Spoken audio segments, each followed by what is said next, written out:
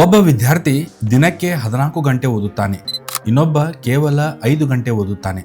ಆದರೆ ಪರೀಕ್ಷೆಯಲ್ಲಿ ಮೊದಲ ಸ್ಥಾನ ಯಾರಿಗೆ ಬರುತ್ತದೆ ಗೊತ್ತಾ? ಕೇವಲ 5 ಗಂಟೆ ಓದಿದ ವಿದ್ಯಾರ್ಥಿಗೆ ಬರುತ್ತದೆ. ಏಕೆ? ಅವನು ಹೆಚ್ಚು ಓದಿಲ್ಲ, ಸರಿಯಾಗಿ ಓದಿದ್ದಾನೆ. ಇದೇ ಈ ಪುಸ್ತಕದ ಮುಖ್ಯ ಸಂದೇಶ. ಇಂದು ನಾವು ನಿಮಗೆ ಹೇಳಲಿರುವ ವಿಷಯ ಕೇವಲ ಟಾಪರ್ಗಳ ರಹಸ್ಯವಲ್ಲ. ಇದು ಸಾಮಾನ್ಯ ವಿದ್ಯಾರ್ಥಿಯನ್ನು ಅಸಾಮಾನ್ಯನಾಗಿ ಮಾಡುವ ಕೆಲವು ಸರಳ ಅಭ್ಯಾಸಗಳ ಕಥೆಯಾಗಿದೆ. ನೀವು ನಮ್ಮ ಚಾನೆಲ್ಗೆ ಇದೇ ಮೊದಲ ಬಾರಿಗೆ ಬಂದಿದ್ದರೆ ದಯವಿಟ್ಟು ನಮ್ಮ ಚಾನಲನ್ನು ಸಬ್ಸ್ಕ್ರೈಬ್ ಮಾಡಿ. ನಿಮ್ಮ ಅನಿಸಿಕೆ ಅಭಿಪ್ರಾಯಗಳನ್ನು ಕಾಮೆಂಟ್ನಲ್ಲಿ ತಿಳಿಸಿ. ಈ ವಿಡಿಯೋವನ್ನು ನಿಮ್ಮ ಸ್ನೇಹಿತರೊಂದಿಗೆ ಹಂಚಿಕೊಳ್ಳಿ. ನಿಮ್ಮ ಜೀವನವನ್ನು ಅತ್ಯುತ್ತಮ ಮಾಡುವುದೇ ನಮ್ಮ ಗುರಿ. ಒಂದು ಊರಿನಲ್ಲಿ ಇಬ್ಬರು ಸ್ನೇಹಿತರಿದ್ದರು. ಅವರ ಹೆಸರು ರಾಹುಲ್ ಮತ್ತು ಅರ್ಜುನ್. ಇಬ್ಬರು ಒಂದೇ ಕಾಲೇಜಿನಲ್ಲಿ ಓದುತ್ತಿದ್ದರು. ರಾಹುಲ್ ಬೆಳಗ್ಗೆಯಿಂದ ರಾತ್ರಿ ತನಕ ಪುಸ್ತಕದ ಮುಂದೆ ಕುಳಿತಿರುತ್ತಿದ್ದ. ದಿನಕ್ಕೆ ಸುಮಾರು 12 ಗಂಟೆ ಓದುತ್ತಿದ್ದ. ಆದರೆ ಅರ್ಜುನ್ ಕೇವಲ 5ರಿಂದ 6 ಗಂಟೆಗಳಷ್ಟೇ ಓದುತ್ತಿದ್ದ. ಪರೀಕ್ಷೆಯ ಫಲಿತಾಂಶ ಬಂದಾಗ ಎಲ್ಲರೂ ಆಶ್ಚರ್ಯಪಟ್ಟರು. ಮೊದಲ ರ್ಯಾಂಕ್ ಅರ್ಜುನನಿಗೆ, ರಾಹುಲ್ಗೆ ಸರಾಸರಿ ಅಂಕ. ರಾಹುಲ್ ಕೇಳಿದ, ನಾನು ನಿನಗಿಂತ 2 ಪಟ್ಟು ಹೆಚ್ಚು ಓದಿದ್ದೇನೆ, ಆದರೂ ನೀನೇ ಹೇಗೆ ಮೊದಲ ಸ್ಥಾನ ಪಡೆದೆ? ಅರ್ಜುನ ನಕ್ಕು ಹೇಳಿದ, ನೀನು ಸಮಯವನ್ನು ಓದಿಗೆ ಕೊಟ್ಟೆ, ನಾನು ಓದನ್ನು ಸಮಯಕ್ಕೆ ತಕ್ಕಂತೆ ಮಾಡಿದೆ. ಈ ಒಂದು ವಾಕ್ಯವೇ ಟಾಪರ್ಗಳ ರಹಸ್ಯ. ಬಹಳ ಜನರಿಗೆ ಒಂದು ತಪ್ಪು ನಂಬಿಕೆ ಇದೆ. ಟಾಪರ್ಗಳು ತುಂಬ ಬುದ್ಧಿವಂತರಾಗಿರುತ್ತಾರೆ. ಆದರೆ ನಿಜ ಏನು ಗೊತ್ತಾ? ಟಾಪರ್ಗಳು ಸಹ ಸಾಮಾನ್ಯ ವಿದ್ಯಾರ್ಥಿಗಳೇ. ಅವರನ್ನು ವಿಭಿನ್ನರಾಗಿಸುವುದು ಅವರ ಅಭ್ಯಾಸಗಳು. ಪ್ರತಿದಿನದ ಸಣ್ಣ ನಿರ್ಧಾರಗಳು ದೊಡ್ಡ ಫಲಿತಾಂಶವನ್ನು ತರುತ್ತವೆ. ಪ್ರತಿದಿನ 1% ಸುಧಾರಣೆ ಮಾಡಿದರೆ 1 ವರ್ಷದ ನಂತರ ನೀವು ಸಂಪೂರ್ಣ ಬೇರೆ ವ್ಯಕ್ತಿಯಾಗಿರುತ್ತೀರಿ. ಒಬ್ಬ ಮರ ಕಡಿಯುವ ವ್ಯಕ್ತಿ ಪ್ರತಿದಿನ ಕಾಡಿಗೆ ಹೋಗುತ್ತಿದ್ದ. ಮೊದಲ ದಿನ 20 ಮರಗಳನ್ನು ಕಡಿದ, 2ನೇ ದಿನ 18, 3ನೇ ದಿನ 15. ಹೀಗೆ ದಿನದಿಂದ ದಿನಕ್ಕೆ ಅವನ ಕೆಲಸ ಕಡಿಮೆಯಾಗತೊಡಗಿತು. ಅವನ ಯಜಮಾನ ಕೇಳಿದ, ನೀನು ಕಡಿಮೆ ಕೆಲಸ ಮಾಡುತ್ತಿದ್ದೀಯಾ? ಅವನು ಉತ್ತರಿಸಿದ, ಇಲ್ಲ, ನಾನು ಮೊದಲಿನಂತೆಯೇ ಶ್ರಮಿಸುತ್ತಿದ್ದೇನೆ. ಆಗ ಯಜಮಾನ ಕೇಳಿದ, ಕೊನೆಯದಾಗಿ ನಿನ್ನ ಕೊಡಲಿಯನ್ನು ಯಾವಾಗ ಹರಿತ ಮಾಡಿದ್ದೆ? ಅವನು ಹೇಳಿದ, ಅದಕ್ಕೆ ಸಮಯವೇ ಸಿಗಲಿಲ್ಲ, ಮರ ಕಡಿಯುವುದರಲ್ಲೇ ಬ್ಯುಸಿಯಾಗಿದ್ದೆ. ಇದೇ ನಮ್ಮ ಓದಿನಲ್ಲಿ ನಡೆಯುತ್ತದೆ. ನಾವು ಹೆಚ್ಚು ಹೆಚ್ಚು ಓದಲು ಪ್ರಯತ್ನಿಸುತ್ತೇವೆ, ಆದರೆ ಓದುವ ವಿಧಾನವನ್ನು ಸುಧಾರಿಸುವುದನ್ನು ಮರೆತು ಬಿಡುತ್ತೇವೆ. ಒಬ್ಬ ವಿದ್ಯಾರ್ಥಿ 10 ಗಂಟೆ ಪುಸ್ತಕದ ಮುಂದೆ ಕುಳಿತಿದ್ದಾನೆ ಎಂದರೆ ಅವನು 10 ಗಂಟೆ ಕಲಿತಿದ್ದಾನೆ ಎಂದಲ್ಲ. ನಮ್ಮ ದೇಹ ತರಗತಿಯಲ್ಲಿ ಇರಬಹುದು, ಆದರೆ ಮನಸ್ಸು ಬೇರೆಡೆ ಇರಬಹುದು. ಇದು ಓದು ಅಲ್ಲ, ಇದು ಕೇವಲ ಸಮಯ ಕಳೆಯುವುದು. ಟಾಪರ್ಗಳು ಇದನ್ನು ಮಾಡುವುದಿಲ್ಲ. ಅವರು ಓದುವ ಪ್ರತಿಯೊಂದು ನಿಮಿಷವನ್ನು ಸಂಪೂರ್ಣ ಗಮನದಿಂದ ಬಳಸುತ್ತಾರೆ. ಒಬ್ಬ ಹುಡುಗ ಬಾಣ ಹಾರಿಸುವ ಕಲೆ ಕಲಿಯಲು ಗುರು ಬಳಿಗೆ ಹೋದನು. ಗುರು ಒಂದು ಮರದ ಮೇಲೆ ಹಣ್ಣು ಇಟ್ಟು ಕೇಳಿದರು, ನಿನಗೆ ಏನು ಕಾಣುತ್ತಿದೆ? ಹುಡುಗ ಹೇಳಿದ, ಮರ ಕಾಣುತ್ತಿದೆ, ಎಲೆಗಳು ಕಾಣುತ್ತಿವೆ, ಪಕ್ಷಿಗಳು ಕಾಣುತ್ತಿವೆ, ಹಣ್ಣು ಕಾಣುತ್ತಿದೆ. ಗುರು ಹೇಳಿದರು, ನೀನು ಇನ್ನೂ ಸಿದ್ಧನಾಗಿಲ್ಲ. ಕೆಲವು ತಿಂಗಳ ನಂತರ ಮತ್ತೆ ಕೇಳಿದರು, ಈಗ ಏನು ಕಾಣುತ್ತಿದೆ?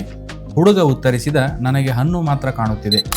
ಗುರು ನಕ್ಕು ಹೇಳಿದರು, ಈಗ ನೀನು ಗುರಿ ತಲುಪುತ್ತೀಯಾ? ಇದೇ ಫೋಕಸ್. ಅವರು ಒಂದೇ ಸಮಯದಲ್ಲಿ ಒಂದೇ ಕೆಲಸ ಮಾಡುತ್ತಾರೆ. ಮೊಬೈಲ್ ನೋಡುತ್ತಾ ಓದುವುದಿಲ್ಲ, ಹಾಡು ಕೇಳುತ್ತಾ ಗಣಿತ ಬಿಡಿಸುವುದಿಲ್ಲ.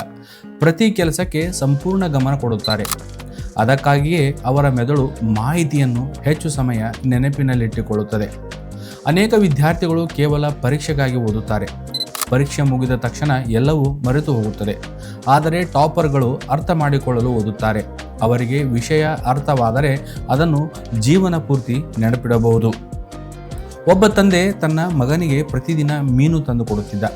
ಮಗನಿಗೆ ಯಾವತ್ತೂ ಹಸಿವಿನ ಅರಿವೇ ಇರಲಿಲ್ಲ. ಆದರೆ ಒಂದು ದಿನ ತಂದೆ ಹೇಳಿದ, ಇಂದಿನಿಂದ ನಾನು ಮೀನು ಕೊಡಲ್ಲ ಎಂದ. ಆಗ ಮಗ ಅಳತೊಡಗಿದ. ಆಗ ತಂದೆ ಅವನಿಗೆ ಮೀನು ಹಿಡಿಯುವುದನ್ನು ಕಲಿಸಿದರು. ಕೆಲವು ದಿನಗಳಲ್ಲಿ ಅವನೇ ಮೀನು ಹಿಡಿಯಲು ಆರಂಭಿಸಿದ. ಧ್ಯಾನವೂ ಹಾಗೆಯೇ. ಉತ್ತರಗಳನ್ನು ಕಂಠಪಾಠ ಮಾಡಿದರೆ ಒಂದು ಪರೀಕ್ಷೆ ಪಾಸಾಗಬಹುದು, ಆದರೆ ಕಲಿಯುವುದನ್ನು ಕಲಿತರೆ ಜೀವನವಿಡೀ ಯಶಸ್ಸು ನಿಮ್ಮದಾಗುತ್ತದೆ. ಈ ಪುಸ್ತಕ ನಿಮಗೆ ಹೆಚ್ಚು ಹೊತ್ತು ಓದಲು ಹೇಳುವುದಿಲ್ಲ, ಬದಲಾಗಿ ಕಡಿಮೆ ಸಮಯದಲ್ಲಿ ಹೆಚ್ಚು ಕಲಿಯುವುದು, ಬೇಗ ನೆನಪಿಡುವುದು, ಮರೆತು ಹೋಗದಂತೆ ಓದುವುದು, ಪರೀಕ್ಷೆಯಲ್ಲಿ ಆತ್ಮವಿಶ್ವಾಸದಿಂದ ಬರೆಯುವುದು, ಒತ್ತಡವಿಲ್ಲದೆ ಉತ್ತಮ ಅಂಕ ಪಡೆಯುವುದು ಇವೆಲ್ಲವನ್ನು ಕಲಿಸುತ್ತದೆ. ಇಲ್ಲಿಯವರೆಗೂ ನಾವು ತಿಳಿದುಕೊಂಡಿದ್ದು ಟಾಪರ್ಗಳು ಹುಟ್ಟುವುದಿಲ್ಲ, ಅಭ್ಯಾಸಗಳಿಂದ ರೂಪುಗೊಳ್ಳುತ್ತಾರೆ. ಹೆಚ್ಚು ಓದುವುದಕ್ಕಿಂತ ಸರಿಯಾದ ರೀತಿಯಲ್ಲಿ ಓದುವುದು ಮುಖ್ಯ. ಫೋಕಸ್ ಯಶಸ್ಸಿನ ಮೊದಲ ಹೆಜ್ಜೆ. ಓದುವ ವಿಧಾನವನ್ನು ಸುಧಾರಿಸುವುದು ಅತ್ಯಗತ್ಯ. ಅರ್ಥ ಮಾಡಿಕೊಂಡು ಓದಿದರೆ ಜ್ಞಾನ ಜೀವನ ಪೂರ್ತಿ ಉಳಿಯುತ್ತದೆ. ನೀವು ಒಂದು ಬಸ್ಸಿಗೆ ಹತ್ತಿದ್ದೀರಿ ಎಂದು ಊಹಿಸಿ. ಕಂಡಕ್ಟರ್ ಕೇಳುತ್ತಾನೆ, ಎಲ್ಲಿಗೆ ಹೋಗಬೇಕು? ನೀವು ಹೇಳುತ್ತೀರಿ, ಎಲ್ಲಿಯಾದರೂ ಹೋಗಿ. ಹಾಗಾದರೆ ಆ ಬಸ್ ನಿಮ್ಮನ್ನು ನೀವು ಬಯಸಿದ ಸ್ಥಳಕ್ಕೆ ತಲುಪಿಸಬಹುದೇ? ಖಂಡಿತ ಇಲ್ಲ. ಜೀವನವೂ ಹಾಗೆಯೇ. ಗುರಿ ಇಲ್ಲದ ವಿದ್ಯಾರ್ಥಿ ಎಷ್ಟು ಶ್ರಮಪಟ್ಟರೂ ಅವನ ಶ್ರಮಕ್ಕೆ ಸರಿಯಾದ ದಿಕ್ಕು ಇರುವುದಿಲ್ಲ. ಇದೇ ಟಾಪರ್ಗಳು ಮೊದಲೇ ಅರ್ಥ ಮಾಡಿಕೊಳ್ಳುವ ವಿಷಯ. ಒಂದು ಸ್ಪರ್ಧೆಯಲ್ಲಿ ಇಬ್ಬರು ಬಿಲ್ಲುಗಾರರು ಭಾಗವಹಿಸಿದ್ದರು. ಮೊದಲ ವ್ಯಕ್ತಿ ತುಂಬಾ ಶಕ್ತಿಯಿಂದ ಬಾಣ ಹಾರಿಸುತ್ತಿದ್ದ.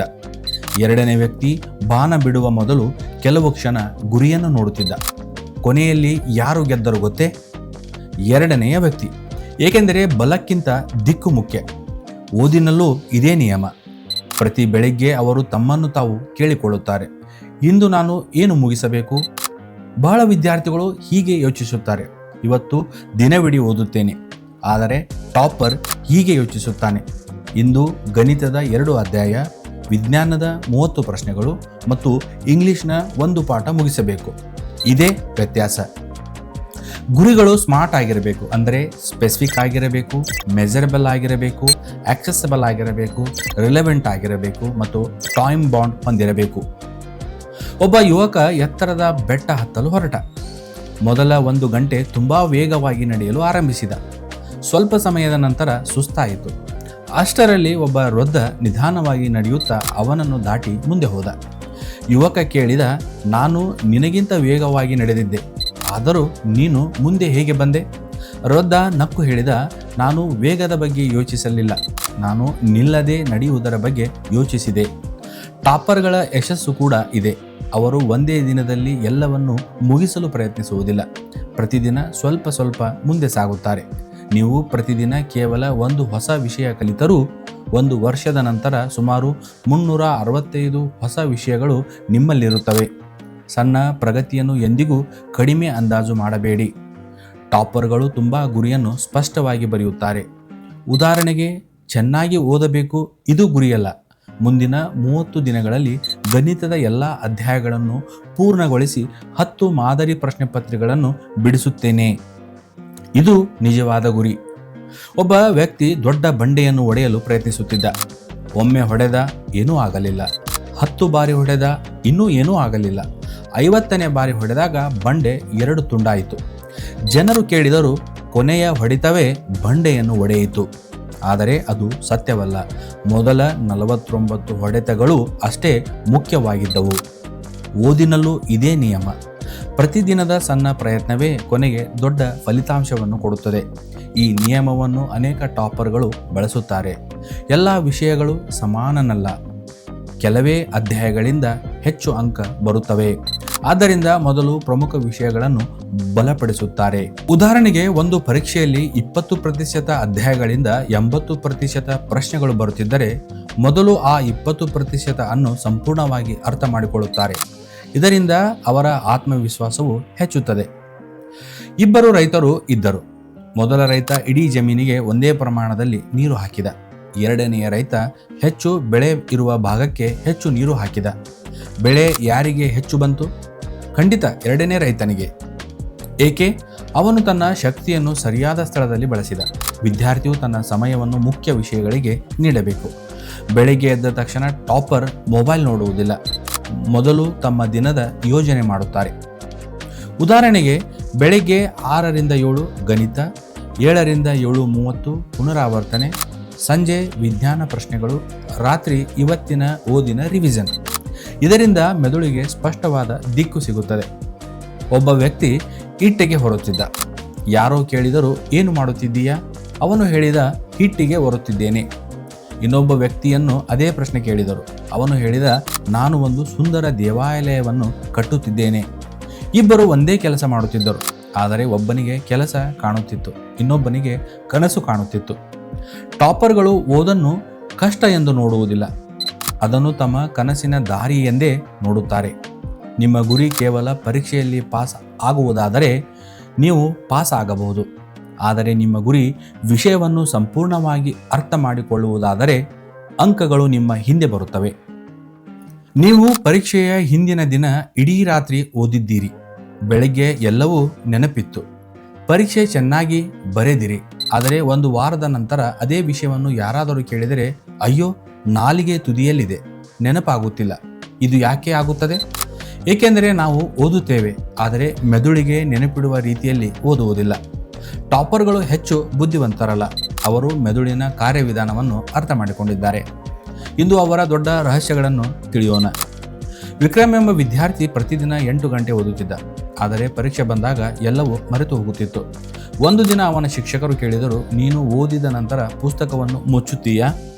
ಹೌದು ಸರ್. ಆಮೇಲೆ ಮುಂದಿನ ಅಧ್ಯಾಯ ಓದುತ್ತೇನೆ. ಶಿಕ್ಷಕರು ನಕ್ಕು ಹೇಳಿದರು, ಅಲ್ಲೇ ನೀನು ಸೋಲುತ್ತಿದ್ದೀಯ. ವಿಕ್ರಮ್ಗೆ ಅರ್ಥವಾಗಲಿಲ್ಲ. ಆಗ ಶಿಕ್ಷಕರು ಹೇಳಿದರು, ಓದುವುದು ಕಲಿಯುವುದಲ್ಲ, ಓದಿದ ವಿಷಯವನ್ನು ನೆನಪಿನಿಂದ ಹೊರತೆಗೆದಾಗ ಮಾತ್ರ ಅದು ನಿಜವಾದ ಕಲಿಕೆ. ಆ ದಿನದಿಂದ ವಿಕ್ರಮ್ನ ಓದುವ ವಿಧಾನವೇ ಬದಲಾಯಿತು. ಟಾಪರ್ಗಳ ಹ್ಯಾಕ್ಗಳನ್ನು ಒಂದೊಂದಾಗಿ ನೋಡೋಣ. ಹ್ಯಾಕ್ ನಂಬರ್ 1, ಆಕ್ಟಿವ್ ರೀಕಾಲ್, ಅಂದರೆ ನೆನಪಿನಿಂದ ಉತ್ತರಿಸುವ ಅಭ್ಯಾಸ. ಇದು ಟಾಪರ್ಗಳ ಅತ್ಯಂತ ಶಕ್ತಿಶಾಲಿ ತಂತ್ರ. ಹೆಚ್ಚಿನ ವಿದ್ಯಾರ್ಥಿಗಳು ಹೀಗೆ ಮಾಡುತ್ತಾರೆ: ಅಧ್ಯಾಯ ಓದುತ್ತಾರೆ, ಮತ್ತೆ ಅದನ್ನು ಓದುತ್ತಾರೆ, ಮತ್ತೆ ಅಂಡರ್ಲೈನ್ ಮಾಡುತ್ತಾರೆ. ಆದರೆ ಟಾಪರ್ಗಳು ಅವರು ಪುಸ್ತಕ ಮುಚ್ಚುತ್ತಾರೆ, ನಂತರ ತಮ್ಮನ್ನೇ ಕೇಳಿಕೊಳ್ಳುತ್ತಾರೆ, ನಾನು ಈಗ ಓದಿದ್ದು ಏನು? ಮೊದಲು ಉತ್ತರ ಬರುವುದಿಲ್ಲ, ಆದರೆ ಅದೇ ಸಮಯದಲ್ಲಿ ಮೆದುಳು ಕೆಲಸ ಮಾಡಲು ಆರಂಭಿಸುತ್ತದೆ. ಇದನ್ನೇ ಆಕ್ಟಿವ್ ರೀಕಾಲ್ ಎನ್ನುತ್ತಾರೆ. ಒಬ್ಬ ಗುರು ತಮ್ಮ ಶಿಷ್ಯನಿಗೆ ಒಂದು ಕನ್ನಡಿ ಕೊಟ್ಟರು. ಪ್ರತಿದಿನ ಇದರಲ್ಲಿ ನೋಡು. ಶಿಷ್ಯ ಪ್ರತಿದಿನ ನೋಡುತ್ತಿದ್ದ. ಒಂದು ದಿನ ಕೇಳಿದ, ಗುರುಗಳೇ, ಇದರಿಂದ ಏನು ಪ್ರಯೋಜನ? ಗುರು ಹೇಳಿದರು, ಈ ಕನ್ನಡಿ ನಿನ್ನ ಮುಖ ತೋರಿಸುತ್ತದೆ, ಆದರೆ ಪ್ರಶ್ನೆಗಳು ನಿನ್ನ ಜ್ಞಾನ ತೋರಿಸುತ್ತವೆ. ನಾವು ಎಷ್ಟು ಓದಿದ್ದೇವೆ ಎಂಬುದು ಮುಖ್ಯವಲ್ಲ, ನಮಗೆ ಎಷ್ಟು ನೆನಪಿದೆ ಎಂಬುದೇ ಮುಖ್ಯ. Hack number 2, spaced repetition. ಒಮ್ಮೆ ಓದಿದರೆ ಸಾಕಾಗುವುದಿಲ್ಲ, ಆದರೆ ಪ್ರತಿದಿನ ಅದೇ ವಿಷಯವನ್ನು ಓದಿದರೂ ಸಮಯ ವ್ಯರ್ಥ. ಹಾಗಾದರೆ ಏನು ಮಾಡಬೇಕು? ಟಾಪರ್ಗಳು ಹೀಗೆ ಮಾಡುತ್ತಾರೆ: ಮೊದಲ ದಿನ ಓದು, 2ನೇ ದಿನ 10 ನಿಮಿಷ ರಿವಿಷನ್, 4ನೇ ದಿನ ಮತ್ತೆ ರಿವಿಷನ್, ಒಂದು ವಾರದ ನಂತರ ಮತ್ತೆ, 1 ತಿಂಗಳ ನಂತರ ಮತ್ತೆ. ಪ್ರತಿ ಬಾರಿ ನೆನಪು ಗಟ್ಟಿಯಾಗುತ್ತದೆ. ಇದರಿಂದ ಮರೆತು ಹೋಗುವ ಸಾಧ್ಯತೆ ಬಹಳ ಕಡಿಮೆ. ಒಬ್ಬ ಅಜ್ಜ ಪ್ರತಿದಿನ ಗಿಡಕ್ಕೆ ನೀರು ಹಾಕುತ್ತಿದ್ದರು. ಮೊಮ್ಮಗ ಕೇಳಿದ, ಒಂದೇ ದಿನ ಬಕೆಟ್ ತುಂಬ ನೀರು ಹಾಕಿದರೆ ಸಾಲಲ್ಲವೇ? ಅಜ್ಜ ನಕ್ಕು ಹೇಳಿದರು, ಗಿಡಕ್ಕೆ ಪ್ರತಿದಿನ ಸ್ವಲ್ಪ ನೀರು ಬೇಕು. ಒಂದೇ ದಿನ ಹೆಚ್ಚು ಹಾಕಿದರೆ ಅದು ಬದುಕುವುದಿಲ್ಲ. ಓದು ಹಾಗೆಯೇ. ಒಂದೇ ದಿನ 15 ಗಂಟೆ ಓದುವುದಕ್ಕಿಂತ ಪ್ರತಿದಿನ ಸ್ವಲ್ಪ ರಿವಿಷನ್ ಮಾಡುವುದು ಹೆಚ್ಚು ಪರಿಣಾಮಕಾರಿ. Hack number 3, Feynman technique. ಪ್ರಪಂಚದ ಅತ್ಯುತ್ತಮ ಕಲಿಕೆ ವಿಧಾನಗಳಲ್ಲಿ ಇದು ಒಂದು. ನೀವು ಓದಿದ ವಿಷಯವನ್ನು 10 ವರ್ಷದ ಮಗುವಿಗೆ ಹೇಳುವಂತೆ ಸರಳವಾಗಿ ವಿವರಿಸಿ. ನೀವು ಸರಳವಾಗಿ ಹೇಳಲು ಸಾಧ್ಯವಾಗದಿದ್ದರೆ ಅದರ ಅರ್ಥ ನಿಮಗೆ ಇನ್ನೂ ವಿಷಯ ಸರಿಯಾಗಿ ಅರ್ಥವಾಗಿಲ್ಲ. ಒಬ್ಬ ವಿದ್ಯಾರ್ಥಿ ಭೌತಶಾಸ್ತ್ರ ಓದುತ್ತಿದ್ದ. ಅವನಿಗೆ ಎಲ್ಲವೂ ಅರ್ಥವಾಗಿದೆ ಎಂದು ಅನಿಸಿತು. ಅವನ ಶಿಕ್ಷಕರು ಹೇಳಿದರು, ಇದನ್ನು ನಿನ್ನ 8 ವರ್ಷದ ತಂಗಿಗೆ ಹೇಳು. ಅವನು ವಿವರಿಸಲು ಆರಂಭಿಸಿದ. 3 ನಿಮಿಷದಲ್ಲಿ ನಿಂತುಬಿಟ್ಟ. ಅವನಿಗೆ ಗೊತ್ತಾಯಿತು, ಅವನು ಕಂಠಪಾಠ ಮಾಡಿದ್ದ, ಅರ್ಥ ಮಾಡಿಕೊಂಡಿರಲಿಲ್ಲ. ಆ ದಿನದಿಂದ ಅವನು ಎಲ್ಲ ವಿಷಯಗಳನ್ನು ಸರಳ ಭಾಷೆಯಲ್ಲಿ ವಿವರಿಸಲು ಆರಂಭಿಸಿದ. ಕೆಲವೇ ತಿಂಗಳಲ್ಲಿ ಅವನು ಶಾಲೆಯ ಟಾಪರ್ ಆದ. Hack number 4, mind mapping. ಟಾಪರ್ಗಳು ದೊಡ್ಡ ದೊಡ್ಡ ಪ್ಯಾರಾಗ್ರಾಫ್ಗಳನ್ನು ನೆನಪಿನಲ್ಲಿಡುವುದಿಲ್ಲ, ಅವರು ವಿಷಯಗಳನ್ನು ಸಂಪರ್ಕಿಸುತ್ತಾರೆ. ಉದಾಹರಣೆಗೆ, ಜೀವಕೋಶ ಮಧ್ಯದಲ್ಲಿ ಬರೆಯುತ್ತಾರೆ, ಅದರಿಂದ ಸೆಲ್ ವಾಲ್, ನ್ಯೂಕ್ಲಿಯಸ್, ಸೈಟೋಪ್ಲಾಸ್ಮಾ, ಮೈಟೋಕಾಂಡ್ರಿಯಾ, ಹೀಗೆ ಶಾಖೆಗಳನ್ನು ಬಿಡಿಸುತ್ತಾರೆ. ಒಂದು ಚಿತ್ರವೇ ಸಂಪೂರ್ಣ ಅಧ್ಯಾಯವನ್ನು ನೆನಪಿಸುತ್ತದೆ. ಒಬ್ಬ ಶಿಕ್ಷಕರು ಜೇಡರ ಬಲೆಯನ್ನು ತೋರಿಸಿದರು. ಒಂದು ದಾರ ಕತ್ತರಿಸಿದರೂ ಸಂಪೂರ್ಣ ಬಲೆ ಕುಸಿಯುವುದಿಲ್ಲ, ಏಕೆಂದರೆ ಎಲ್ಲವೂ ಒಂದಕ್ಕೊಂದು ಸಂಪರ್ಕವಾಗಿದೆ. ಧ್ಯಾನವೂ ಹಾಗೆಯೇ. ಒಂದು ವಿಷಯವನ್ನು ಮತ್ತೊಂದು ವಿಷಯಕ್ಕೆ ಜೋಡಿಸಿದಾಗ ನೆನಪು ಬಹಳ ಗಟ್ಟಿಯಾಗುತ್ತದೆ. Hack number 5, Pomodoro technique. ಟಾಪರ್ಗಳು ಬಳಸುತ್ತಿದ್ದ ಪ್ರಸಿದ್ಧ ವಿಧಾನವಿದು. 25 ನಿಮಿಷ ಸಂಪೂರ್ಣ ಓದು, 5 ನಿಮಿಷ ವಿಶ್ರಾಂತಿ, ಮತ್ತೆ 25 ನಿಮಿಷ ಓದು. ಹೀಗೆ 4 ಸುತ್ತುಗಳ ನಂತರ 20 ರಿಂದ 30 ನಿಮಿಷ ದೊಡ್ಡ ವಿಶ್ರಾಂತಿ. ಈ ವಿಧಾನ ಯಾಕೆ ಕೆಲಸ ಮಾಡುತ್ತದೆ? ಏಕೆಂದರೆ ಮೆದುಳು ತುಂಬ ಉದ್ದವಾದ ಸಮಯಕ್ಕಿಂತ ಚಿಕ್ಕ ಚಿಕ್ಕ ಗುರಿಗಳನ್ನು ಸುಲಭವಾಗಿ ಸ್ವೀಕರಿಸುತ್ತದೆ. ಒಬ್ಬ ಹೊಸ ಓಟಗಾರ ಮೊದಲ ದಿನವೇ 42 ಕಿಲೋಮೀಟರ್ ಓಡಲು ಪ್ರಯತ್ನಿಸಿದ. 10 ನಿಮಿಷದಲ್ಲಿ ಸುಸ್ತಾದ. ಇನ್ನೊಬ್ಬನು ಪ್ರತಿದಿನ ಸ್ವಲ್ಪ ಸ್ವಲ್ಪ ಅಭ್ಯಾಸ ಮಾಡಿದ. ಕೆಲವು ತಿಂಗಳ ನಂತರ ಅವನು ಸಂಪೂರ್ಣ ಮ್ಯಾರಥಾನ್ ಮುಗಿಸಿದ. ಓದು ಹಾಗೆಯೇ. ಒಂದೇ ದಿನ 12 ಗಂಟೆ ಓದುವುದಕ್ಕಿಂತ ನಿಯಮಿತವಾಗಿ ಗಮನದಿಂದ ಓದುವುದು ಮುಖ್ಯ. ಹ್ಯಾಕ್ ನಂಬರ್ 5, ಬರೆಯುವ ಅಭ್ಯಾಸ. ಬಹಳ ವಿದ್ಯಾರ್ಥಿಗಳು ಓದುತ್ತಾರೆ ಆದರೆ ಬರೆಯುವುದಿಲ್ಲ. ಟಾಪರ್ಗಳು ಪ್ರತಿಯೊಂದು ಅಧ್ಯಾಯದ ನಂತರ 5 ರಿಂದ 10 ನಿಮಿಷ ಬರೆಯುತ್ತಾರೆ. ಇದರಿಂದ 2 ಲಾಭ. ಪರೀಕ್ಷೆಯಲ್ಲಿ ವೇಗ ಹೆಚ್ಚುತ್ತದೆ. ಯಾವ ವಿಷಯ ಮರೆತಿದ್ದೇವೆ ಎಂಬುದು ಗೊತ್ತಾಗುತ್ತದೆ. ಒಬ್ಬ ಸಂಗೀತಗಾರ ಪ್ರತಿದಿನ ಹಾಡು ಕೇಳುತ್ತಿದ್ದ, ಆದರೆ ವೇದಿಕೆಯಲ್ಲಿ ಹಾಡಲು ಸಾಧ್ಯವಾಗಲಿಲ್ಲ. ಅವನ ಗುರು ಹೇಳಿದರು, ಕೇಳುವುದು ಅಭ್ಯಾಸವಲ್ಲ, ಹಾಡುವುದು ಅಭ್ಯಾಸ. ಓದಿನಲ್ಲೂ ಇದೆ. ಓದುವುದು ಮಾತ್ರ ಸಾಲದು, ಬರೆಯಬೇಕು. ಟಾಪರ್ಗಳ 30 ನಿಮಿಷದ ಓದುವ ವಿಧಾನ. ಒಂದು ಉದಾಹರಣೆ: 20 ನಿಮಿಷ ಹೊಸ ವಿಷಯ ಓದಿ, 5 ನಿಮಿಷ ಪುಸ್ತಕ ಮುಚ್ಚಿ ನೆನಪಿಸಿಕೊಳ್ಳಿ, 5 ನಿಮಿಷ ಮುಖ್ಯ ಅಂಶಗಳನ್ನು ಬರೆಯಿರಿ. ಈ 30 ನಿಮಿಷದ ಓದು ಸಾಮಾನ್ಯ 2 ಗಂಟೆಯ ಓದಿಗಿಂತ ಹೆಚ್ಚು ಪರಿಣಾಮಕಾರಿ. ಬಹಳ ಜನ ಹೇಳುತ್ತಾರೆ, ಮೊಬೈಲ್ ನನ್ನ ಶತ್ರು. ಇಲ್ಲ, ಮೊಬೈಲ್ ಶತ್ರು ಅಲ್ಲ, ಅದನ್ನು ಬಳಸುವ ಅಭ್ಯಾಸವೇ ಸಮಸ್ಯೆ. ಟಾಪರ್ಗಳು ಮೊಬೈಲನ್ನು ಬಳಸುತ್ತಾರೆ, ಆದರೆ ಅದು ಅವರನ್ನು ಬಳಸಲು ಬಿಡುವುದಿಲ್ಲ. ನಿಮಗೆ ಮೊಬೈಲ್ ನೋಡುವ ಅಭ್ಯಾಸ ಹೆಚ್ಚಿದರೆ ಓದಲು ಕುಳಿತುಕೊಳ್ಳುವ ಮೊದಲು ಅದನ್ನು ಮತ್ತೊಂದು ಕೋಣೆಯಲ್ಲಿ ಇಡಿ. ಏಕೆ? ಅದನ್ನು ತರಲು ಎದ್ದು ಹೋಗಬೇಕು. ಆ ಹೆಚ್ಚುವರಿ 20 ಸೆಕೆಂಡ್ ನಿಮ್ಮ ಮೆದುಳಿಗೆ ಯೋಚಿಸುವ ಸಮಯ ಕೊಡುತ್ತದೆ. ಆಗ ಮತ್ತೆ ನೀವು ಓದಿಗೆ ಮರಳುತ್ತೀರಿ. ಸಣ್ಣ ಬದಲಾವಣೆ, ದೊಡ್ಡ ಫಲಿತಾಂಶ. ಒಬ್ಬ ರೈಲು ಚಾಲಕನನ್ನು ಕೇಳಿದರು, ನೀವು ಇಷ್ಟ ದೊಡ್ಡ ರೈಲನ್ನು ಸುರಕ್ಷಿತವಾಗಿ ಹೇಗೆ ಓಡಿಸುತ್ತೀರಿ? ಅವನು ಹೇಳಿದ, ನಾನು ಇಡೀ ಪ್ರಯಾಣದ ಬಗ್ಗೆ ಯೋಚಿಸುವುದಿಲ್ಲ, ಮುಂದಿನ ಸಿಗ್ನಲ್ವರೆಗೆ ಮಾತ್ರ ಗಮನ ಕೊಡುತ್ತೇನೆ. ಟಾಪರ್ಗಳು ಹಾಗೆಯೇ. ಅವರು ಇಡೀ ವರ್ಷದ ಬಗ್ಗೆ ಯೋಚಿಸುವುದಿಲ್ಲ, ಇಂದಿನ ಓದಿನ ಬಗ್ಗೆ ಮಾತ್ರ ಯೋಚಿಸುತ್ತಾರೆ. ನಿಮ್ಮ ಮೆದುಳು ಸ್ಥಳವನ್ನು ನೆನಪಿಡುತ್ತದೆ. ಹಾಸಿಗೆಯಲ್ಲಿ ಓದಿದರೆ ಅದಕ್ಕೆ ನಿದ್ರೆ ನೆನಪಾಗುತ್ತದೆ. ಓದುವ ಟೇಬಲ್ನಲ್ಲಿ ಓದಿದರೆ ಅದಕ್ಕೆ ಓದು ನೆನಪಾಗುತ್ತದೆ. ಆದ್ದರಿಂದ ಸಾಧ್ಯವಾದಷ್ಟು ಒಂದೇ ಸ್ಥಳದಲ್ಲಿ ಒಂದೇ ಸಮಯದಲ್ಲಿ ಓದುವ ಅಭ್ಯಾಸ ಬೆಳೆಸಿಕೊಳ್ಳಿ. ಕೆಲವು ವಾರಗಳ ನಂತರ ಆ ಜಾಗದಲ್ಲಿ ಕುಳಿತ ಕೂಡಲೇ ನಿಮ್ಮ ಮೆದುಳು ಓದುವ ಮನಸ್ಥಿತಿಗೆ ಬರುತ್ತದೆ. ಬೆಳಗಿನ ಓದು ಯಾಕೆ ಪರಿಣಾಮಕಾರಿ? ಬೆಳಗ್ಗೆ ಎದ್ದ ತಕ್ಷಣ ಮೆದುಳು ಇನ್ನೂ ಅನಗತ್ಯ ಮಾಹಿತಿಯಿಂದ ತುಂಬಿರುವುದಿಲ್ಲ. ಆ ಸಮಯದಲ್ಲಿ ಕಷ್ಟವಾದ ವಿಷಯಗಳನ್ನು ಓದಿದರೆ ಅವು ಹೆಚ್ಚು ಕಾಲ ನೆನಪಿನಲ್ಲಿರುತ್ತವೆ. ಆದ್ದರಿಂದ ಟಾಪರ್ಗಳು ಗಣಿತ, ವಿಜ್ಞಾನ ಅಥವಾ ಕಠಿಣ ವಿಷಯಗಳನ್ನು ಬೆಳಿಗ್ಗೆ ಓದಲು ಪ್ರಯತ್ನಿಸುತ್ತಾರೆ. ಒಂದು ಬಿರುಗಾಳಿ ಬಂದಾಗ ಎಲ್ಲ ಪಕ್ಷಿಗಳು ಆಶ್ರಯ ಹುಡುಕಿದವು, ಆದರೆ ಗರುಡ ಮಾತ್ರ ಇನ್ನೂ ಎತ್ತರಕ್ಕೆ ಹಾರಿತು. ಯಾಕೆಂದರೆ ಅದು ಗಾಳಿಯ ವಿರುದ್ಧ ಹೋರಾಡಲಿಲ್ಲ, ಅದೇ ಗಾಳಿಯನ್ನು ಮೇಲಕ್ಕೆ ಏರಲು ಬಳಸಿತು. ಜೀವನದಲ್ಲೂ ಅಡ್ಡಿಗಳು ಬರುತ್ತವೆ, ಆದರೆ ಟಾಪರ್ಗಳು ಅವುಗಳನ್ನು ನೆಪವಾಗಿಸಿಕೊಳ್ಳುವುದಿಲ್ಲ, ಅವುಗಳನ್ನು ಬೆಳವಣಿಗೆಯ ಅವಕಾಶಗಳಾಗಿಸಿಕೊಳ್ಳುತ್ತಾರೆ. ಒಮ್ಮೆ ನಿಮ್ಮನ್ನು ನೀವು ಈ ಪ್ರಶ್ನೆ ಕೇಳಿಕೊಳ್ಳಿ, ನಾನು ಓದಲು ಕುಳಿತಾಗ ನಿಜವಾಗಿಯೂ ಓದುತ್ತಿದ್ದೇನೆಯಾ ಅಥವಾ ಕೇವಲ ಪುಸ್ತಕದ ಮುಂದೆ ಕುಳಿತುಕೊಂಡಿದ್ದೇನಾ? ಇದು ಕೇಳಲು ಸರಳ ಪ್ರಶ್ನೆಯಂತೆ ಕಾಣಬಹುದು, ಆದರೆ ಈ ಪ್ರಶ್ನೆಯ ಉತ್ತರವೇ ಒಬ್ಬ ಸಾಮಾನ್ಯ ವಿದ್ಯಾರ್ಥಿ ಮತ್ತು ಒಬ್ಬ ಟಾಪರ್ ನಡುವಿನ ದೊಡ್ಡ ವ್ಯತ್ಯಾಸವನ್ನು ತೋರಿಸುತ್ತದೆ. ಇಂದು ಮೊಬೈಲ್, ಸೋಷಿಯಲ್ ಮೀಡಿಯಾ, ನೋಟಿಫಿಕೇಷನ್ಗಳು, ಚಾಟ್ಗಳು, ಯೂಟ್ಯೂಬ್ ಇವೆಲ್ಲವೂ ನಮ್ಮ ಗಮನವನ್ನು ಪ್ರತಿದಿನ 100 ಬಾರಿ ಕದಿಯುತ್ತಿವೆ. ಟಾಪರ್ಗಳು ಕೂಡ ಇದೇ ಜಗತ್ತಿನಲ್ಲಿ ಬದುಕುತ್ತಾರೆ, ಆದರೆ ಅವರು ಒಂದು ವಿಷಯ ಕಲಿತಿರುತ್ತಾರೆ: ಗಮನವನ್ನು ಕಾಪಾಡಿಕೊಂಡವನೇ ತನ್ನ ಭವಿಷ್ಯವನ್ನು ಕಾಪಾಡಿಕೊಳ್ಳುತ್ತಾನೆ. ಒಬ್ಬ ವಿಜ್ಞಾನ ಶಿಕ್ಷಕರು 2 ವಿದ್ಯಾರ್ಥಿಗಳನ್ನು ಕರೆದು ಒಂದು ಪ್ರಯೋಗ ಮಾಡಿದರು. ಮೊದಲ ವಿದ್ಯಾರ್ಥಿಗೆ ಸಾಮಾನ್ಯ ಗಾಜಿನ ತುಂಡು ಕೊಟ್ಟರು.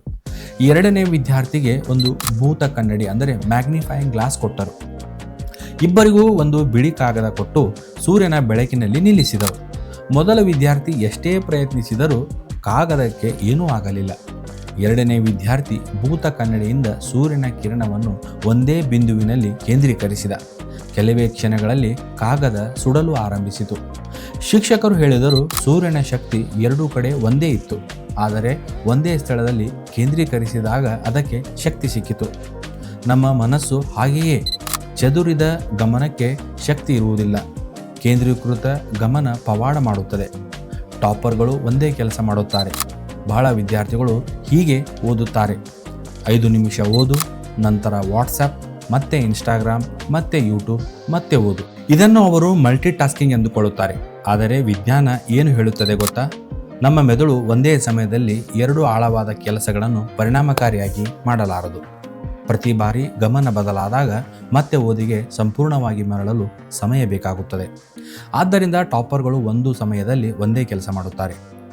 ಒಬ್ಬ ಶಿಲ್ಪಿ ಒಂದು ದೊಡ್ಡ ಕಲ್ಲಿನಿಂದ ಸುಂದರವಾದ ದೇವರ ಮೂರ್ತಿಯನ್ನು ಕೆತ್ತುತ್ತಿದ್ದ. ಒಬ್ಬ ವ್ಯಕ್ತಿ ಕೇಳಿದ, ನೀವು ಇಷ್ಟು ಸುಂದರವಾದ ಮೂರ್ತಿಯನ್ನು ಹೇಗೆ ಮಾಡಿದ್ದೀರಿ? ಶಿಲ್ಪಿ ನಗುತ್ತಾ ಹೇಳಿದ, ನಾನು ಹೊಸದಾಗಿ ಏನನ್ನೂ ಮಾಡಲಿಲ್ಲ, ಮೂರ್ತಿ ಎಲ್ಲದ ಭಾಗವನ್ನು ಮಾತ್ರ ತೆಗೆದುಹಾಕಿದೆ. ನಮ್ಮ ಜೀವನವೂ ಹಾಗೆಯೇ. ಯಶಸ್ಸು ಹೊಸದನ್ನು ಸೇರಿಸುವುದರಿಂದ ಬರುವುದಿಲ್ಲ, ಗಮನವನ್ನು ಕದಿಯುವ ವಿಷಯಗಳನ್ನು ತೆಗೆದುಹಾಕುವುದರಿಂದ ಬರುತ್ತದೆ. ಡೀಪ್ ವರ್ಕ್ ಎಂದರೆ ಒಂದು ನಿರ್ದಿಷ್ಟ ಸಮಯದವರೆಗೆ ಯಾವುದೇ ಅಡ್ಡಿ ಇಲ್ಲದೆ ಒಂದೇ ವಿಷಯದ ಮೇಲೆ ಸಂಪೂರ್ಣ ಗಮನದಿಂದ ಕೆಲಸ ಮಾಡುವುದು.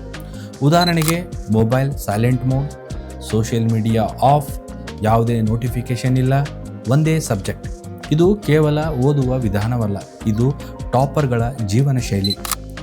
ಒಬ್ಬ ಪ್ರಸಿದ್ಧ ಚಿತ್ರಕಾರ ಒಂದು ಚಿತ್ರ ಬಿಡಿಸುತ್ತಿದ್ದ. ಅವನ ಸ್ನೇಹಿತ ಬಂದು ಚಹಾ ಕುಡಿಯೋಣ ಬಾ ಎಂದು ಕೇಳಿದ. ಚಿತ್ರಕಾರ ಉತ್ತರಿಸಲಿಲ್ಲ.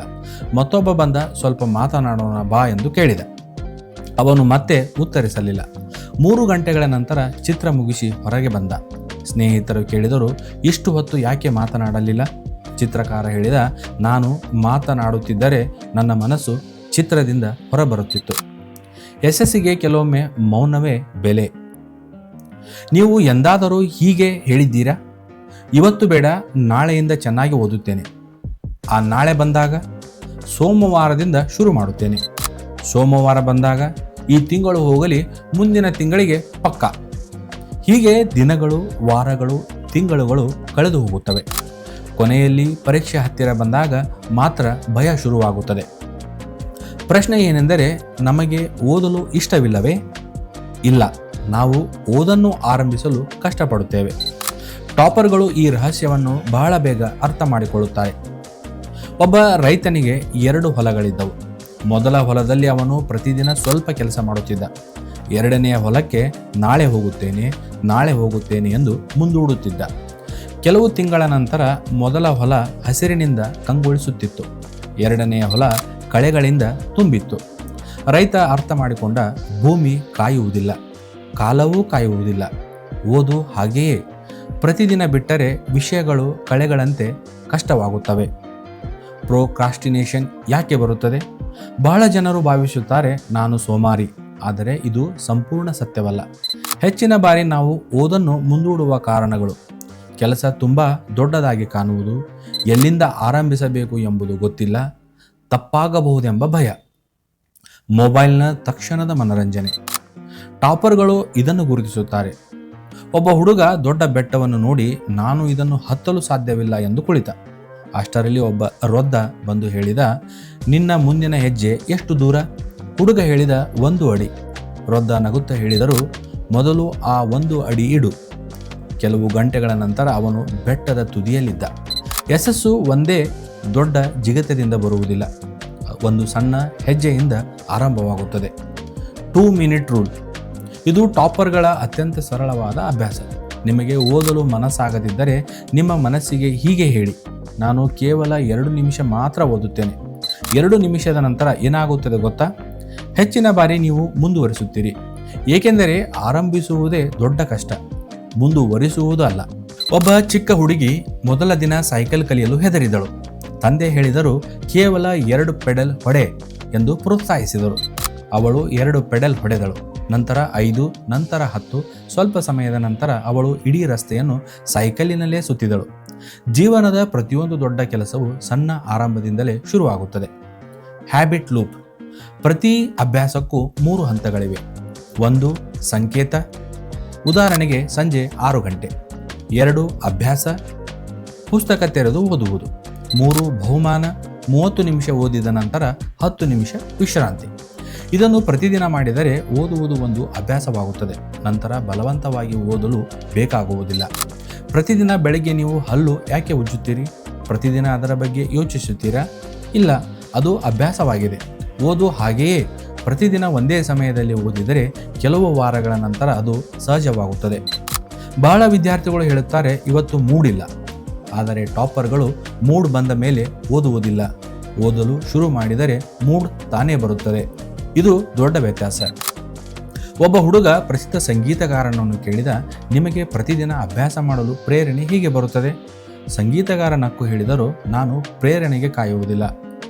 ಮೊದಲು ಅಭ್ಯಾಸ ಮಾಡುತ್ತೇನೆ, ನಂತರ ಪ್ರೇರಣೆ ಬರುತ್ತದೆ. ಇವತ್ತು ಇಡೀ ಪುಸ್ತಕ ಮುಗಿಸುತ್ತೇನೆ, ಇದು ಒಳ್ಳೆಯ ಗುರಿಯಲ್ಲ.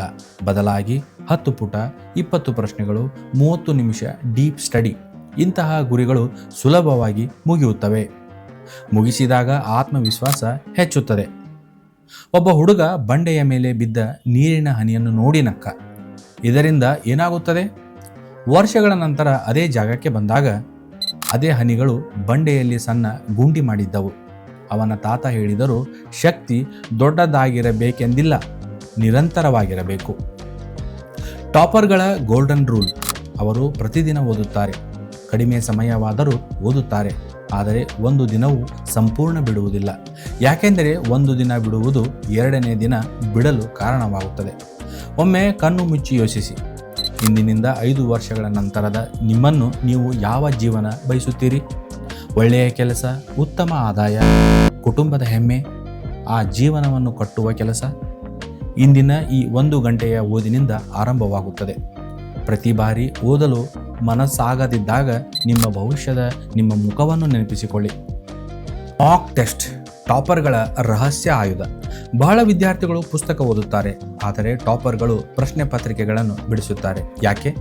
ಯಾಕೆಂದರೆ ಪರೀಕ್ಷೆಯಲ್ಲಿ ಪುಸ್ತಕ ಬರೆಯುವುದಲ್ಲ, ಉತ್ತರ ಬರೆಯಬೇಕು.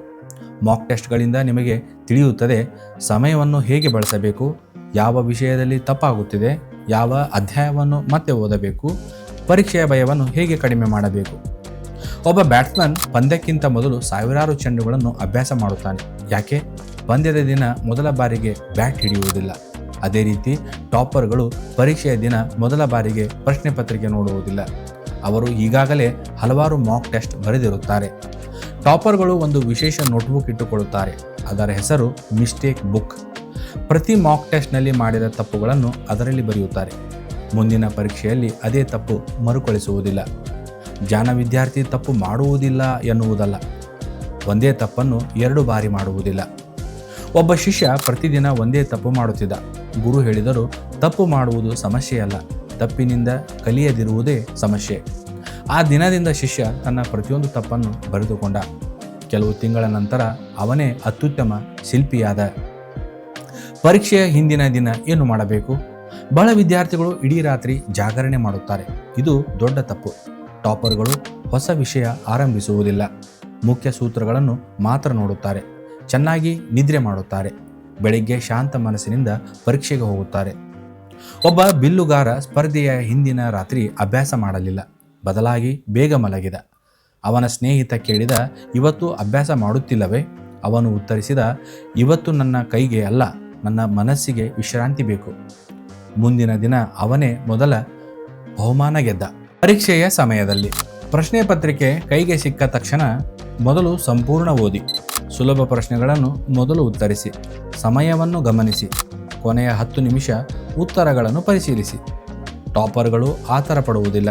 ಅವರು ಯೋಜನೆಯೊಂದಿಗೆ ಬರೆಯುತ್ತಾರೆ. ಆತ್ಮವಿಶ್ವಾಸ ಎಲ್ಲಿಂದ ಬರುತ್ತದೆ? ಆತ್ಮವಿಶ್ವಾಸವು ಮಾತುಗಳಿಂದ ಬರುವುದಿಲ್ಲ, ಸಿದ್ಧತೆಯಿಂದ ಬರುತ್ತದೆ. ನೀವು ಚೆನ್ನಾಗಿ ರಿವಿಷನ್ ಮಾಡಿದ್ದರೆ, ಮಾಕ್ ಟೆಸ್ಟ್ ಬರೆದಿದ್ದರೆ, ತಪ್ಪುಗಳಿಂದ ಕಲಿತಿದ್ದರೆ, ಪರೀಕ್ಷೆಯ ದಿನ ನಿಮ್ಮ ಮನಸ್ಸು ಸ್ವತಃ ಹೇಳುತ್ತದೆ, ನಾನು ಸಿದ್ಧನಿದ್ದೇನೆ. ಟಾಪರ್ಗಳು ಭಯವನ್ನು ಹೇಗೆ ಸೋಲಿಸುತ್ತಾರೆ? ಮನಸ್ಸಿನ ಗೆಲುವೇ ಜೀವನದ ಗೆಲುವು. ಒಬ್ಬ ವಿದ್ಯಾರ್ಥಿ ವರ್ಷ ಪೂರ್ತಿ ಚೆನ್ನಾಗಿ ಓದುತ್ತಾನೆ, ಆದರೆ ಪರೀಕ್ಷೆಯ ದಿನ ಪ್ರಶ್ನೆ ಪತ್ರಿಕೆ ಕೈಗೆ ಬಂದ ತಕ್ಷಣ ಅವನ ಕೈ ನಡುಗುತ್ತದೆ. ಓದಿದ್ದ ವಿಷಯವು ಮರೆತು ಹೋಗುತ್ತದೆ. ಇನ್ನೊಬ್ಬ ವಿದ್ಯಾರ್ಥಿ ಅಷ್ಟೇ ಓದಿದ್ದರೂ ಶಾಂತವಾಗಿ ಪ್ರಶ್ನೆಗಳನ್ನು ಓದುತ್ತಾನೆ, ಆತ್ಮವಿಶ್ವಾಸದಿಂದ ಉತ್ತರಿಸುತ್ತಾನೆ ಮತ್ತು ಉತ್ತಮ ಅಂಕಗಳನ್ನು ಪಡೆಯುತ್ತಾನೆ. ವ್ಯತ್ಯಾಸ ಧ್ಯಾನದಲ್ಲ, ಮನಸ್ಥಿತಿಯಲ್ಲಿದೆ. ಟಾಪರ್ಗಳು ಪುಸ್ತಕಗಳನ್ನು ಮಾತ್ರ ಓದುವುದಿಲ್ಲ, ಅವರು ತಮ್ಮ ಮನಸ್ಸನ್ನು ತರಬೇತಿ ಮಾಡುತ್ತಾರೆ. ಒಂದು ಹಳ್ಳಿಯಲ್ಲಿ ಗಾಳಿಪಟ ಸ್ಪರ್ಧೆ ನಡೆಯುತ್ತಿತ್ತು. 2 ಮಕ್ಕಳು ಭಾಗವಹಿಸಿದ್ದರು. ಮೊದಲ ಮಗುವಿನ ಗಾಳಿಪಟ ತುಂಬ ಸುಂದರವಾಗಿತ್ತು, ಆದರೆ ಗಾಳಿ ಜೋರಾದಾಗ ಅದು ಕೆಳಗೆ ಬಿತ್ತು. ಎರಡನೆಯ ಮಗುವಿನ ಗಾಳಿಪಟ ಸರಳವಾಗಿತ್ತು, ಆದರೆ ಅದು ಎತ್ತರಕ್ಕೆ ಹಾರಿತು. ಒಬ್ಬ ವೃದ್ಧ ಹೇಳಿದರು, ಗಾಳಿಯೇ ಗಾಳಿಪಟವನ್ನು ಕೆಳಗೆ ಬೀಳಿಸುವುದಿಲ್ಲ, ಸರಿಯಾದ ನಿಯಂತ್ರಣ ಇಲ್ಲದಿದ್ದರೆ ಮಾತ್ರ ಅದು ಬೀಳುತ್ತದೆ. ಜೀವನವು ಹಾಗೆಯೇ. ಸಮಸ್ಯೆಗಳು ನಮ್ಮನ್ನು ಸೋಲಿಸುವುದಿಲ್ಲ, ಅವುಗಳನ್ನು ಎದುರಿಸುವ ನಮ್ಮ ಮನಸ್ಸು ನಮ್ಮನ್ನು ಗೆಲ್ಲಿಸುತ್ತದೆ ಅಥವಾ ಸೋಲಿಸುತ್ತದೆ. ಭಯ ಸಹಜ. ಪರೀಕ್ಷೆಯ ಭಯ, ಇಂಟರ್ವ್ಯೂ ಭಯ, ವೇದಿಕೆ ಮೇಲೆ ಮಾತನಾಡುವ ಭಯ, ಇವು ಎಲ್ಲವೂ ಸಹಜ. ಭಯ ಇರುವುದೇ ತಪ್ಪಲ್ಲ. ಭಯ ಇದ್ದರೂ ಮುಂದುವರಿಯುವುದು ಧೈರ್ಯ. ಟಾಪರ್ಗಳು ಭಯವನ್ನು ಅಳಿಸುವುದಿಲ್ಲ, ಅದನ್ನು ನಿಯಂತ್ರಿಸಲು ಕಲಿಯುತ್ತಾರೆ. ಒಂದು ಸಿಂಹದ ಮರಿ ತಪ್ಪಾಗಿ ಕುರಿಗಳ ಹಿಂಡಿನಲ್ಲಿ ಬೆಳೆದಿತು. ಅದು ಕೂಡ ಕುರಿಯಂತೆ ಹೆದರುತ್ತಿತ್ತು. ಒಂದು ದಿನ ದೊಡ್ಡ ಸಿಂಹ ಅದನ್ನು ನದಿಯ ಬಳಿ ಕರೆದುಕೊಂಡು ಹೋಗಿ ನೀರಿನಲ್ಲಿ ಅದರ ಪ್ರತಿಬಿಂಬ ತೋರಿಸಿತು. ನೀನು ಕುರಿಯಲ್ಲ, ನೀನು ಸಿಂಹ. ಆ ದಿನ ಮೊದಲ ಬಾರಿಗೆ ಅದು ಗರ್ಜಿಸಿತು. ಬಹಳ ವಿದ್ಯಾರ್ಥಿಗಳು ತಮ್ಮ ಸಾಮರ್ಥ್ಯವನ್ನು ಮರೆತು ಬಿಡುತ್ತಾರೆ. ಅವರು ಇತರರ ಮಾತನ್ನು ನಂಬುತ್ತಾರೆ. ನನಗೆ ಆಗುವುದಿಲ್ಲ. ಆದರೆ ನಿಜ ಏನೆಂದರೆ ಅವರು ಇನ್ನೂ ತಮ್ಮ ನಿಜವಾದ ಶಕ್ತಿಯನ್ನು ಕಂಡಿಲ್ಲ. ಇತರರೊಂದಿಗೆ ಹೋಲಿಕೆ ಮಾಡಬೇಡಿ. ಇಂದು ಸೋಷಿಯಲ್ ಮೀಡಿಯಾದಲ್ಲಿ ಸ್ನೇಹಿತರ ಅಂಕಗಳನ್ನು ನೋಡಿ ನಾವು ನಮ್ಮನ್ನು ಕಡಿಮೆ ಅಂದಾಜು ಮಾಡುತ್ತೇವೆ. ಆದರೆ ಟಾಪರ್ಗಳು ಒಂದು ನಿಯಮ ಪಾಲಿಸುತ್ತಾರೆ. ನಿನ್ನೆಗಿನ ನನ್ನೊಂದಿಗೆ ಇಂದಿನ ನನ್ನನ್ನು ಮಾತ್ರ ಹೋಲಿಸುತ್ತೇನೆ. ಇದು ಅವರ ಬೆಳವಣಿಗೆಯ ರಹಸ್ಯ.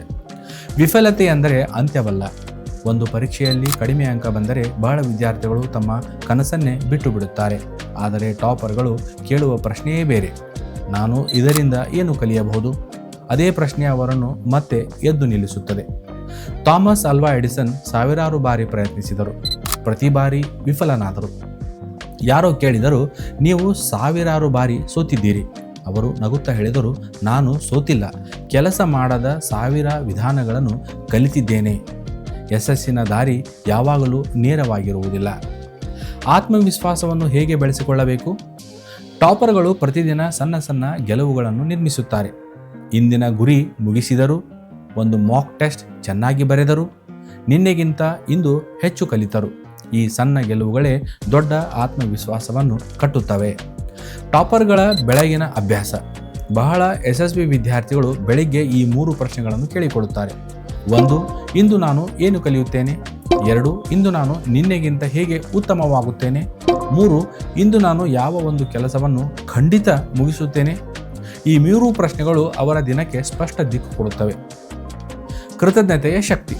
ಪ್ರತಿ ರಾತ್ರಿ ಮಲಗುವ ಮುನ್ನ ಟಾಪರ್ಗಳು ತಮ್ಮ ಬಳಿ ಇಲ್ಲದ ವಿಷಯಗಳನ್ನು ಯೋಚಿಸುವುದಿಲ್ಲ. ಅವರ ಬಳಿ ಇರುವ ಅವಕಾಶಗಳನ್ನು ನೆನಪಿಸಿಕೊಳ್ಳುತ್ತಾರೆ. ಓದಲು ಅವಕಾಶ ಇದೆ, ಕಲಿಸಲು ಶಿಕ್ಷಕರಿದ್ದಾರೆ, ಬೆಂಬಲಿಸುವ ಕುಟುಂಬವಿದೆ. ಇಂತಹ ಮನಸ್ಥಿತಿ ಒತ್ತಡವನ್ನು ಕಡಿಮೆ ಮಾಡುತ್ತದೆ. ಒಬ್ಬ ಯುವಕ ಒಬ್ಬ ಜ್ಞಾನಿಯ ಬಳಿ ಹೋದ. ನನಗೆ ಎಲ್ಲವೂ ಗೊತ್ತು, ಆದರೂ ಸಂತೋಷ ಇಲ್ಲ ಎಂದು ಹೇಳಿದ. ಜ್ಞಾನಿ ಒಂದು ಕಪ್ಗೆ ಚಹಾ ಸುರಿಯುತ್ತಾ ಹೋದರು. ಕಪ್ ತುಂಬಿದರೂ ಸುರಿಯುತ್ತಲೇ ಇದ್ದರು. ಯುವಕ ಹೇಳಿದ, ಸಾಕು, ಕಪ್ ತುಂಬಿದೆ. ಜ್ಞಾನಿ ನಗುತ್ತಾ ಹೇಳಿದರು, ನಿನ್ನ ಮನಸ್ಸು ಇದೇ ರೀತಿ ತುಂಬಿದೆ. ಹೊಸದು ಕಲಿಯಬೇಕಾದರೆ ಮೊದಲು ಅಹಂಕಾರವನ್ನು ಖಾಲಿ ಮಾಡು. ಒಳ್ಳೆಯ ವಿದ್ಯಾರ್ಥಿ ಎಂದಿಗೂ ಕಲಿಯುವುದನ್ನು ನಿಲ್ಲಿಸುವುದಿಲ್ಲ. ಜೀವನದ ನಿಜವಾದ ಟಾಪರ್. ಪರೀಕ್ಷೆಯಲ್ಲಿ ಮೊದಲ ರ್ಯಾಂಕ್ ಪಡೆದವನೇ ಟಾಪರ್ ಅಲ್ಲ. ತನ್ನ ಅಭ್ಯಾಸಗಳನ್ನು ಗೆದ್ದವನು, ತನ್ನ ಭಯವನ್ನು ಗೆದ್ದವನು, ತನ್ನ ಸೋಲಿನಿಂದ ಕಲಿತವನು, ಜೀವನದಲ್ಲಿ ಎಂದಿಗೂ ಕಲಿಯುವುದನ್ನು ನಿಲ್ಲಿಸದವನು, ಅವನೇ ನಿಜವಾದ ಟಾಪರ್. ನಾವು ನಿಮಗೆ 30 ದಿನಗಳ ಆ್ಯಕ್ಷನ್ ಪ್ಲ್ಯಾನ್ ಕೊಡುತ್ತೇವೆ. ಅವುಗಳನ್ನು ಪಾಲಿಸಲು ಪ್ರಯತ್ನಿಸಿ. ವಾರ 1 ಪ್ರತಿದಿನ ಒಂದೇ ಸಮಯದಲ್ಲಿ ಓದುವ ಅಭ್ಯಾಸ. ಮೊಬೈಲ್ ಇಲ್ಲದೆ 30 ನಿಮಿಷ ಡೀಪ್ ಸ್ಟಡಿ. ವಾರ 2 ಆಕ್ಟಿವ್ ರಿಕಾಲ್ ಮತ್ತು ನೋಟ್ಸ್. ಪ್ರತಿದಿನ 15 ನಿಮಿಷ ರಿವಿಷನ್. ವಾರ 3 2 ಮಾಕ್ ಟೆಸ್ಟ್. ತಪ್ಪುಗಳ ನೋಟ್ಬುಕ್ ತಯಾರಿಸಿ. ವಾರ 4 ಎಲ್ಲ ವಿಷಯಗಳ ರಿವಿಷನ್. ಸಮಯ ಮಿತಿಯಲ್ಲಿ ಪ್ರಶ್ನೆ ಪತ್ರಿಕೆ ಬರೆಯಿರಿ. ದುರ್ಬಲ ವಿಷಯಗಳನ್ನು ಮತ್ತೊಮ್ಮೆ ಓದಿ. 30 ದಿನಗಳ ನಂತರ ನೀವು ಹೊಸ ವಿದ್ಯಾರ್ಥಿಯಾಗಿರುವ ಅನುಭವವಾಗುತ್ತದೆ. ಕೊನೆಯ ಕತೆ, ಚಿಟ್ಟೆಯ ಪಾಠ. ಒಬ್ಬ ಹುಡುಗ ಚಿಟ್ಟೆ ತನ್ನ ಗೂಡಿನಿಂದ ಹೊರಬರಲು ಕಷ್ಟಪಡುತ್ತಿರುವುದನ್ನು ನೋಡಿದ. ಅದಕ್ಕೆ ಸಹಾಯ ಮಾಡಲು ಗೂಡನ್ನು ಕತ್ತರಿಸಿದ. ಚಿಟ್ಟೆ ಸುಲಭವಾಗಿ ಹೊರಬಂದಿತು, ಆದರೆ ಅದಕ್ಕೆ ಹಾರಲು ಸಾಧ್ಯವಾಗಲಿಲ್ಲ. ಏಕೆಂದರೆ ಗೂಡಿನಿಂದ ಹೊರಬರಲು ಮಾಡಿದ ಹೋರಾಟವೇ ಅದರ ರೆಕ್ಕೆಗಳನ್ನು ಬಲಪಡಿಸಬೇಕಾಗಿತ್ತು. ನಮ್ಮ ಜೀವನದಲ್ಲೂ ಕಷ್ಟಗಳು ನಮ್ಮನ್ನು ತಡೆಯಲು ಬರುವುದಿಲ್ಲ, ನಮ್ಮನ್ನು ಬಲಿಷ್ಠರನ್ನಾಗಿಸಲು ಬರುತ್ತವೆ. ಪ್ರತಿ ಕಠಿಣ ಅಧ್ಯಾಯ ಪ್ರತಿ ವಿಫಲ ಪರೀಕ್ಷೆ, ಪ್ರತಿ ತಪ್ಪು ನಿಮ್ಮ ಯಶಸ್ಸಿನ ಭಾಗವೇ ಆಗಿದೆ. ಅಂತಿಮ ಸಂದೇಶ: ಒಂದು ದಿನ ನೀವು ನಿಮ್ಮ ಫಲಿತಾಂಶದ ಕಾಗದವನ್ನು ಕೈಯಲ್ಲಿ ಹಿಡಿದು ನಗುತ್ತಿರುತ್ತೀರಿ. ಆಗ ಜನರು ಹೇಳುತ್ತಾರೆ, ನೀನು ತುಂಬ ಅದೃಷ್ಟವಂತ. ಆದರೆ ನಿಮಗೆ ಮಾತ್ರ ಗೊತ್ತಿರುತ್ತದೆ, ಆ ಯಶಸ್ಸಿನ ಹಿಂದೆ ನೂರಾರು ಗಂಟೆಗಳ ಓದು, ನೂರಾರು ಬಾರಿ ಮಾಡಿದ ರಿವಿಷನ್, ಅನೇಕ ಮಾಕ್ ಟೆಸ್ಟ್, ಅನೇಕ ತಪ್ಪುಗಳು ಮತ್ತು ಒಂದು ದಿನವೂ ಕೈಬಿಡದ ನಿಮ್ಮ ನಿರ್ಧಾರ ಇತ್ತು. ನೆನಪಿಟ್ಟುಕೊಳ್ಳಿ, ಟಾಪರ್ಗಳು ಜನ್ಮದಿಂದ ಹುಟ್ಟುವುದಿಲ್ಲ, ಅವರು ಪ್ರತಿದಿನದ ಸರಿಯಾದ ಅಭ್ಯಾಸಗಳಿಂದ ರೂಪುಗೊಳ್ಳುತ್ತಾರೆ. ಈ ಪುಸ್ತಕದ ಸಾರಾಂಶ ನಿಮಗೆ ಇಷ್ಟವಾದರೆ ಈ ವಿಡಿಯೋವನ್ನು ನಿಮ್ಮ ಸ್ನೇಹಿತರೊಂದಿಗೆ ಹಂಚಿಕೊಳ್ಳಿ. ನಿಮ್ಮ ಒಂದು ಶೇರ್ ಮತ್ತೊಬ್ಬ ವಿದ್ಯಾರ್ಥಿಯ ಜೀವನವನ್ನು ಬದಲಾಯಿಸಬಹುದು. ಇಂತಹ ಇನ್ನಷ್ಟು ಕನ್ನಡ ಪುಸ್ತಕಗಳ ಸಾರಾಂಶಗಳು, ಸ್ಟಡಿ ಹ್ಯಾಕ್ಸ್ ಮತ್ತು ಜೀವನವನ್ನು ಬದಲಾಯಿಸುವ ವಿಚಾರಗಳನ್ನು ನೋಡಲು ನಮ್ಮ ಚಾನಲನ್ನು ಸಬ್ಸ್ಕ್ರೈಬ್ ಮಾಡಿ, ಲೈಕ್ ಮಾಡಿ ಮತ್ತು ಬೆಲ್ ಐಕನನ್ನು ಒತ್ತುವುದನ್ನು ಮರೆಯಬೇಡಿ. ನೆನಪಿಡಿ, ಪ್ರತಿದಿನ 1% ಉತ್ತಮವಾಗಿರಿ. 1 ವರ್ಷದ ನಂತರ ನಿಮ್ಮನ್ನೇ ನೀವು ಗುರುತಿಸಲಾಗದಷ್ಟು ಬದಲಾಗಿರುತ್ತೀರಿ.